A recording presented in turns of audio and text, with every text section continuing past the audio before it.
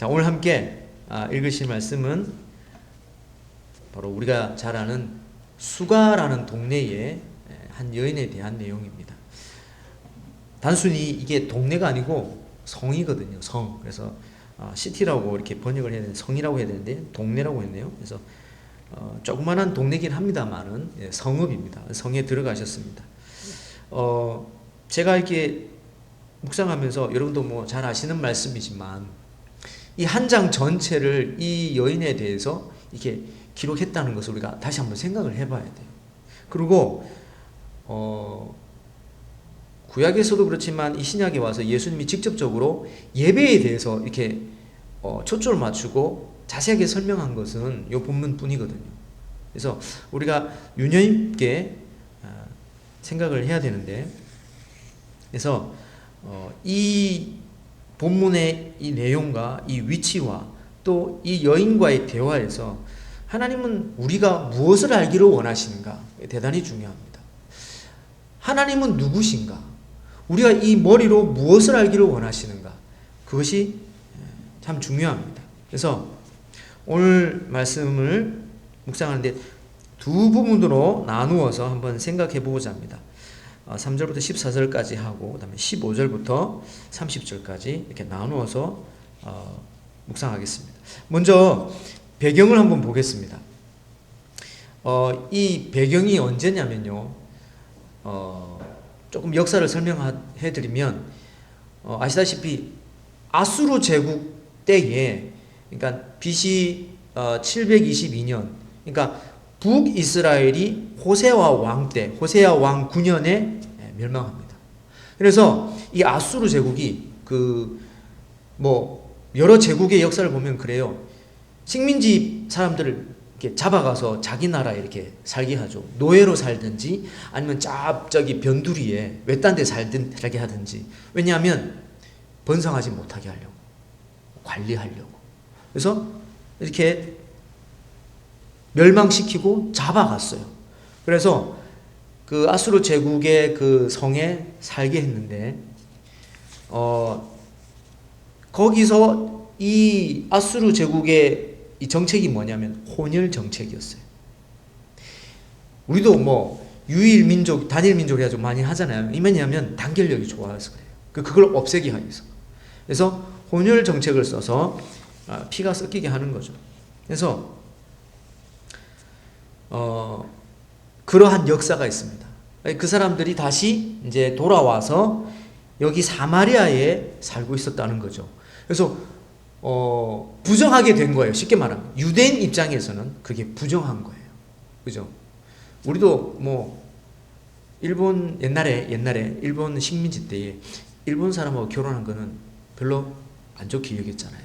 그 당시 때는. 지금은 상관없지만. 그래서 이 혼혈이라는 게 부정하게 된 거예요. 그래서 유대인하고는 이제 상종하지 않은 거예요. 부정하다 그래서. 그래서 이 사람들이 돌아와가지고 BC 322년에 그 사마리아 동네 지도에 보면 세겜이라고 나와 있습니다. 그리고 나블루스라고 나와 있습니다. 영어 명칭으로. 거기 남쪽에 보면 그리심산이 있어요. 북쪽에는 에발산이 있고. 들어보셨죠? 그죠? 에발산은 부정한 그 심판의 그 저주를 선포한 그런 산으로 나와 있고, 산이 부정하다는 게 아니에요. 이스라엘 백성들이 이렇게 선포를 했다는 거죠. 그 다음에 남쪽의 그리심산에는 축복을 선언한 그런 산으로 유명해요. 그래서 지금도 이 남쪽 그리심산 보면 딱 보여드릴 텐데 성전터가 있어요. 실제로 그리심산에 성전을 건축했는데 이게 128년에 파괴가 됐어요. 왜 파괴가 됐냐면 그 알렉산더 대왕이 통치했던 헬라 제국 아시죠? 그때에 쳐들어와 가지고 여기를 통치하고 있었는데 제사장 마따디아라는 사람이 제사장으로 있을 때에 혁명을 일으킨 거예요. 그래서 그 셋째 아들 마캅이라는 아들이 주도해서 혁명을 일으켜서 이제 그 복원을 한 거죠. 되찾은 거죠. 사마리아를 되찾고 유대를 되찾았어요. 근데 이 유대인들이 사마리아 지역이 부정하다 그래가지고 다 파괴시켜버린 거예요. 그러니까 사마리아 사람들 입장에서는 어떻게 해요? 화가 나는 거죠. 그래서 화가 나가지고 복수로 그 사람 뼈 있죠. 사람 뼈, 짐승 뼈 이런 걸 모아가지고 6월절 전날에 몰래 밤에 성전 앞들에다가 뿌려버렸어요. 그래서 유대인들 입장에서 딱 6월절 예배를 드리려고 왔는데 어떻게 해요? 뼈들이 있으니까 부정한 게 된 거예요. 그래서 역사상 딱 한 번 유대인들이 6월절을 못 지킨 날이 딱 그 날이에요. 그래가지고 어떻게 해요? 화가 나가지고 막 계속 싸운 거예요. 그런 역사가 이어져 오다가 이때 예수님 때까지 상종을 안 하는 거예요. 네, 그런 역사가 있어요. 안타깝죠? 자, 지도를 보시면 이렇게 남북으로 도로가 나 있어요. 물론 샛길도 있는데 크게 이렇게 도로가 나 있어요. 제가 저 도로를 다 가봤어요. 네, 자전거 타고 렌트 해가지고 가보고 가봤는데 확실히 가운데 길이 있죠. 나블루스 중앙에 주황색 표시된 저기가 이제 사마리아 땅이에요. 사마리아 세겜이라고 나와 있어요. 저기를 통과해야 되는 길이에요. 원래는 오른쪽으로 요단강 도로가 나 있고 서쪽 해변 쪽은 너무 멀고 그래서 시간 차이가 뭐 한 5시간, 6시간 차이가 난다 그래요. 왜냐하면 이게 생각보다 이게 돌아가는 거예요. 동쪽 요단강 길이. 그래서 저쪽 예수님이 북쪽으로 갈릴리로 가셔야 되는데 저기 나블루스 그러니까 사마리아 땅을 통과해야 되겠죠. 그래서 저기로 통과하는 겁니다. 저기를 확대해 보면 이렇습니다. 원래는 이렇게 나블루스라고 나와 있죠. 근데 저기를 확대하면 세겜으로 저희 마을이 형성되어 있는데 원래 저기 마을이라고 알고 있는데 학자들마다 조금 다른데 최근 들어 저 옆에 아스카르라는 동네가 있는데 저기가 더 유력하다. 저기 뭐 유적이 있다 그래요. 저는 잘 모르겠지만 저기가 더 유력하다. 하여튼 그래요. 그래서 저기가 수가성이라고 추정을 해요. 네. 하여튼 뭐 우리로 말하면 저기 광성면이나 여기 내동이나 똑같습니다. 그죠? 하여튼 그런 개념이에요. 그래서 저기에 마을이 형성되어 있고 저기가 수가성일 것이다 라고 주장합니다. 자, 여기서 이제 예수님이 가다가 목마르셔서 이제 우물가에 이제 앉아서 이 여인을 만난 거죠. 여기 보면 시간이 6시쯤이라고 나와 있습니다. 그죠? 이게 유대 시간으로는 낮 3시예요. 근데 지금 이때는 로마 통치 시기예요. 그러니까 사도 요한이 이 요한복음을 기록할 때에 로마 시간으로 기록했어요. 그러니까 이 6시는 말 그대로 6시예요. 그래서 이게 오후 6시쯤이에요. 네. 그렇게 생각하면 됩니다. 기존에 우리가 이걸 해석할 때 낮일 것이다. 한참 뜨거울 낮일 것이다. 그래서 이 여자는 부정한 여자라 아무도 안 나오는 때에 더울 때 물을 길었을 것이다. 네. 오늘 말씀 한번 들어보십시오. 그게 아닐 가능성이 아주 높다는 것을 우리가 알 수 있다는 거죠. 자, 어쨌든 만났습니다. 자, 물 기르러 하는데 예수님을 만나서 예수님이 목말라서 물 좀 달라 그럽니다. 왜 자기가 떠먹으면 되잖아요. 왜 물을 달라? 그때 당시 운물이 뚜레박이 잘 없는, 그래서 자기가 바가지를 갖고 와가지고 내려서 물동이를 내려서 이렇게 퍼가야 되는 그런 때였어요. 그래서 시설이 좋은 데는 두레박이 설치가 되어 있겠죠. 근데 이때는 그런 우물이 잘 없습니다. 그냥 표시로 우물만 팠지 자기가 직접 떠가야 되는 그런 시기였죠. 그래서 떠먹을 바가지가 없어서 물 좀 달라고 그렇게 얘기할 수도 있다라는 거죠. 그래서 11절에 주여 물 기를 그릇도 없고, 맞죠? 생수도 없는데 어떻게 물을, 영원한 생수를 떠다 우리가 먹을 수 있습니까? 이렇게 얘기를 한 거예요. 그러니까 이렇게 본문에 나와 있습니다. 자, 그래서 9절부터 10절까지 이렇게 보면 예수님이 목마르지 않는 샘물에 대해서 얘기합니다. 영원히 목마르지 않는 샘물. 이 여인의 입장에서는 영원히 목마르지 않는다고? 영원히 목마르지 않는 샘물이라고? 이 여인의 귀가 이제 1차적으로 솔깃하게 됐겠죠.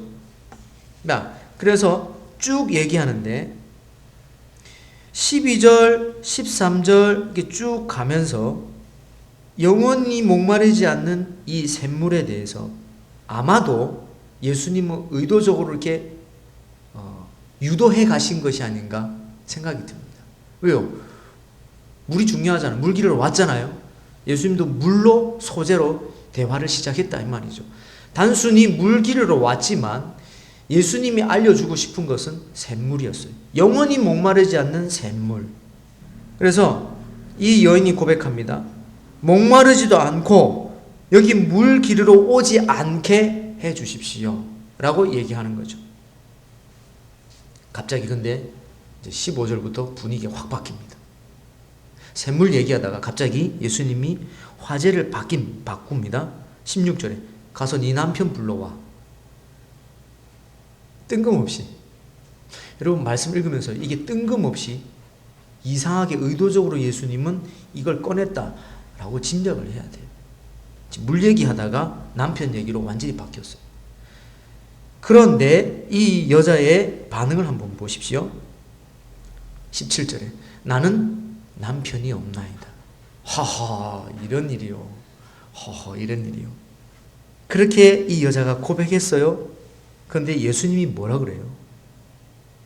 네 남편이 없다 하는 말이 옳도다. 그러면서 또 뭐라 그래요? 너에게 남편 5이 있었는데 지금 있는 자도 네 남편이 아니다. 그래서 네 말은 참되다. 이렇게 얘기합니다. 그랬더니 이 여자가 와 당신은 선지자로소이다. 자기가 남편이 없다는 것을 정확하게 맞췄다 이거죠. 알아맞혔다 이거죠. 네. 여러분 봐봐요.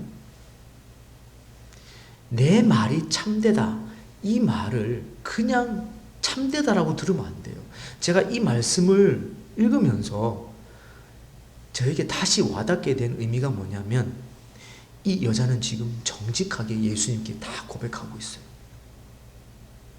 봐봐요. 남편 5이 있었는데 지금 남편이 6째 남편이에요.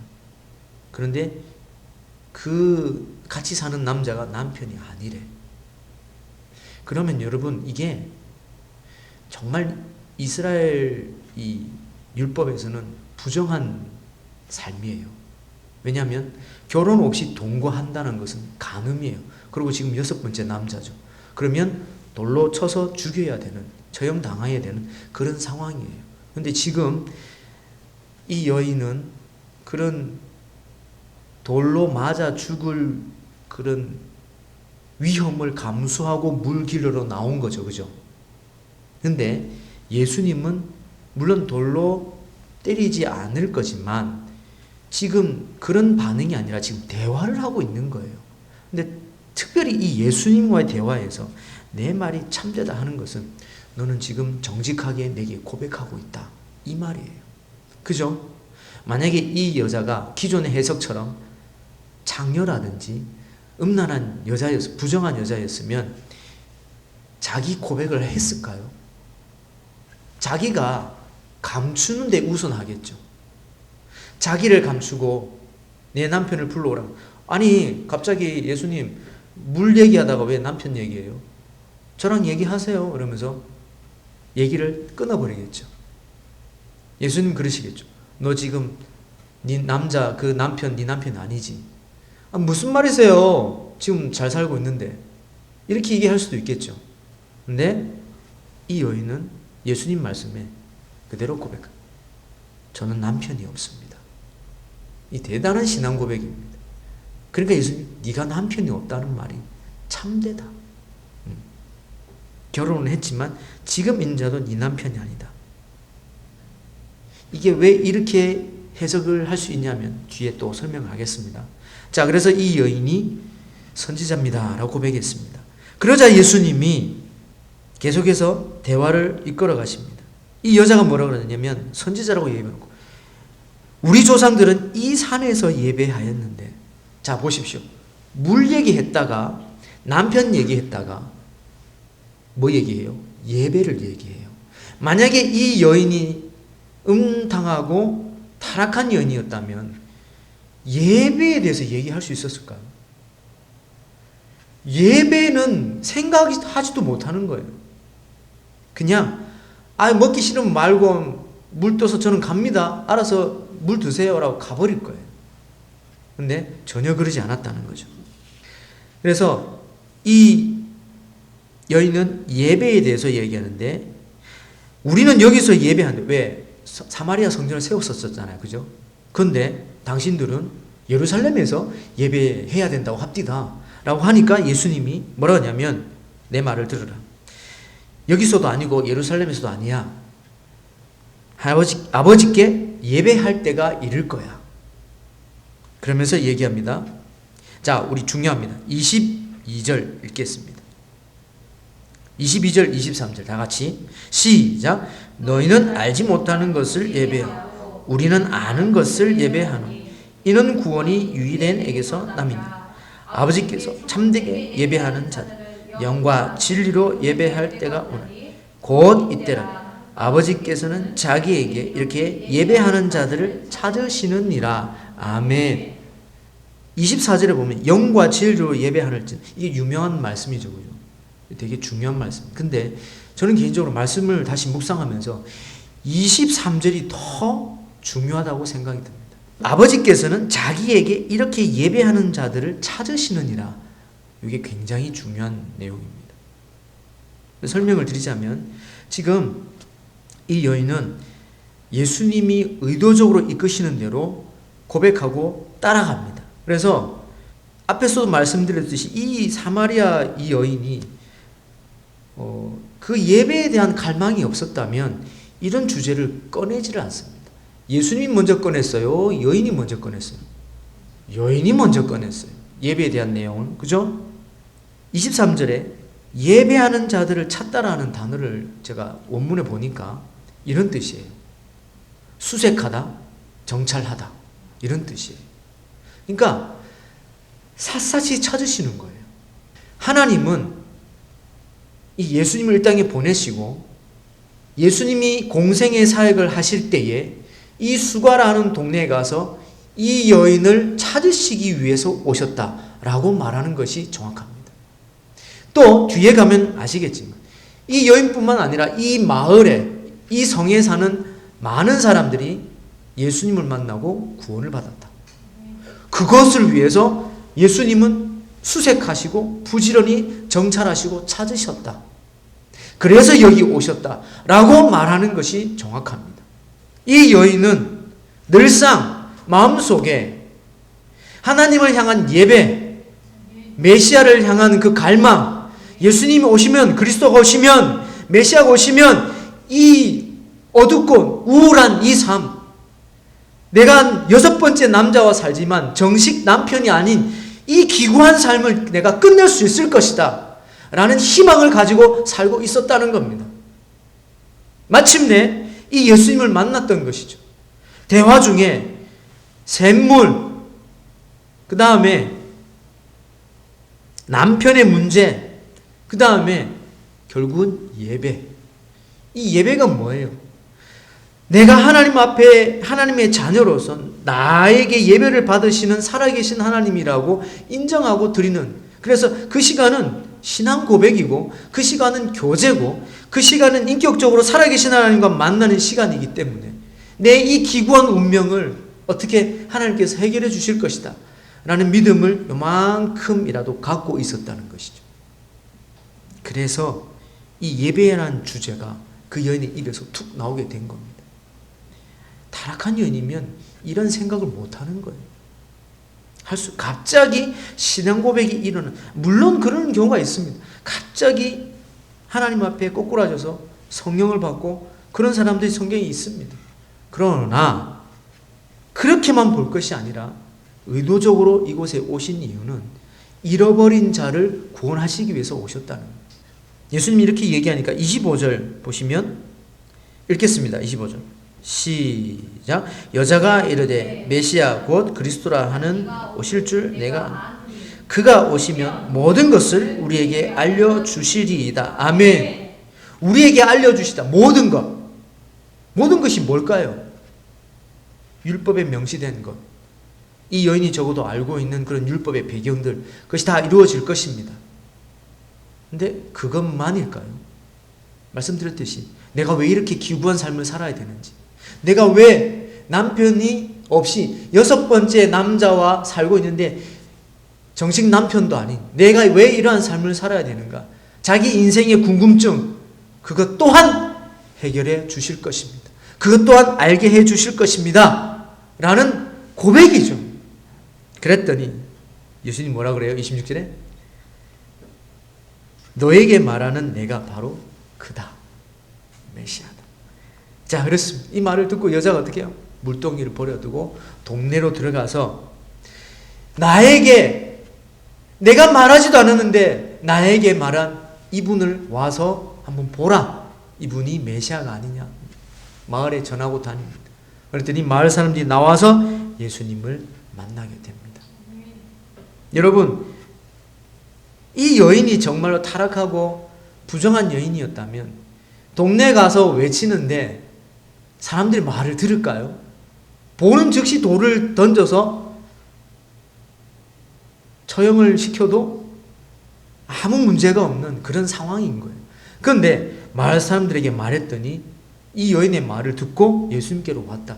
이거는 이 여인의 평소에 이 마을에서 어느 정도는 그래도 이 삶이 참 인내하고 기구한 삶이다, 불쌍하다라고 받아들여지는 삶이 아니었을까 충분히 짐작할 수 있습니다. 그렇다면 여러분 생각해보세요. 한 가지 문제가 발생하죠. 그럼 어떻게 6번째 남자하고 살 수 있는가? 이 문제가 남습니다. 자, 이거는 유대인들의 풍습을 이해하면 풀립니다. 당시에 계대 결혼이라는 것이 있습니다. 뭐냐면 여기 아마도 6 형제의 가정으로 시집 간 것 같아요. 6 형제가 있는데 첫째 제일 맞이하고 결혼했어요. 자녀가 없이 죽었네. 그러면 자녀를 잇기 위해서 그 밑에 동생하고 또 결혼을 합니다. 그래서 살게 됩니다. 그런 절차로 기구하게 6번째 동생과 살게 되는 그러한 상황일 수도 있다는 겁니다. 너무 억지가 아니냐? 아니, 당시에 이런 가정들이 제법 있었습니다. 또 그러한 풍습이 유대인들의 풍습이었습니다. 자, 오늘 내용의 가장 중요한 핵심 내용은 24절, 하나님은 영이시니 예배하는 자가 영과 진리로 예배할지니라 라고 할 수 있지만 더 중요하게 우리가 여겨야 하는 것은 23절, 아버지께서는 자기에게 이렇게 예배하는 자들을 찾으시느니라. 여러분, 예수님이 직접 말씀하셨어요. 아버지께 이렇게 예배하는 자. 어떻게 예배? 영과 진리로 예배하는 자. 영과 진리로 예배하는 자녀들을 찾으신다 라고 미래 가정법으로 얘기할 수 있지만 여기에 담긴 의미는 바로 이 여인을 향하여서 이렇게 간절하게 마음속에 메시아를 고대하고 하나님을 기대하는 이 사람처럼 간절히 예배하는 사람, 그 사람을 하나님이 찾으신다, 찾으실 것이다 라는 가정법도 되지만 이렇게 찾았다라고 확증하는 것도 됩니다. 왜? 예수님 만났기 때문에. 그래서 이 여인은 예수님을 만났고 하나님을 발견했고 예배하는 여인이라고 말할 수도 있습니다. 예수님이 이렇게 얘기하셨어요. 오랫동안 너의 기구한 삶으로 너가 방황했는데 마침내 너는 그 방황이 끝났어. 너는 나를 만났기 때문에 이제는 방황이 끝났어. 너의 그 마음 예배하는 마음이야.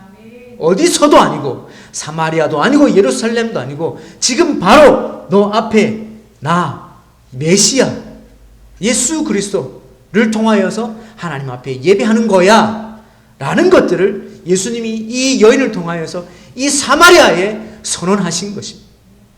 유대인과 상종하지 않고 혼혈로 부정하게 여기는 이 상황, 이 사람들은 별도로 이곳에 성전을 세워서 예배했는데 그것마저 무너져 버리고, 그 후손들은 그 삶에 눌리고 상종하지 못하고 여기에서만, 이 사마리아 산지에서만 살아야 하는 갇혀있는 신세. 여기에 예수님은 복음을 선언하시고 예배가 무엇인지, 하나님이 어떤 사람을 찾으시는지 이 여인을 통하여서 바로 선언하게 되시는 바로 그 장면인 것입니다. 그러므로 이 여인은 부정한 여인이라고 할 수 없고, 하나님 앞에 이 메시아를 기다리는, 갈망하면서 기다리는 바로 한 사람, 그리고 이 여인뿐만 아니라 사마리아 성에 이 여인을 통해서 예수님께로 나아오는 많은 사람들 동일하게 이 예수님을 통해서 하나님 앞에 예배하고자 하는 그 갈망이 요만큼, 그 불씨가 요만큼 남아 있었는데, 이 복음을 통해서 그 불씨가 다시 붙어서, 불이 붙어서 예수님께로 나와서 하나님께 예배하는 사람들이 되었다라고 말할 수 있는 것입니다. 하나님 오늘도 우리를 부지런히 찾으십니다. 우리의 마음을 부지런히 찾으십니다. 하나님 앞에 나아가고자 하는 자녀들, 그 마음을 원하십니다. 이 본문이 오늘 우리에게 주는 도전은 무엇이냐면, 우리가 어디에 있든지 예수님을 통하여서 예배할 수 있다는 겁니다. 여인을 통해서 마을 사람들이 구원받은 것처럼 우리를 통해서 우리 주변의 사람들이 구원받기를 원하시는 것입니다. 그래서 하나님은 오늘 이 본문을 통해서 우리에게 알려주십니다. 이제는 너희도 나와 같은 마음을 가지고 찾으라. 같이 합시다. 너희도 나와 같은 마음으로 찾으라. 네. 하나님의 자녀를 찾아야 됩니다. 그래서 알려주어야 합니다. 자, 이 문장을 같이 한번 읽겠습니다. 앞에 보시고 나같이 시작. 하나님은 오래전부터 영혼의 갈망 방황하는 너를 마침내 찾으셨다. 아멘. 여기에 나를 한번 넣어보세요. 자기 이름을 한번 넣어봅시다. 너에다가 자기 이름 한번 넣어보세요. 시작. 하나님은 오래전부터 영혼의 갈망으로 방황한 이 성역을 마침내 찾으셨다. 아멘. 이거 알려주시려고 이 긴 이야기를 여기다 기록하셨습니다.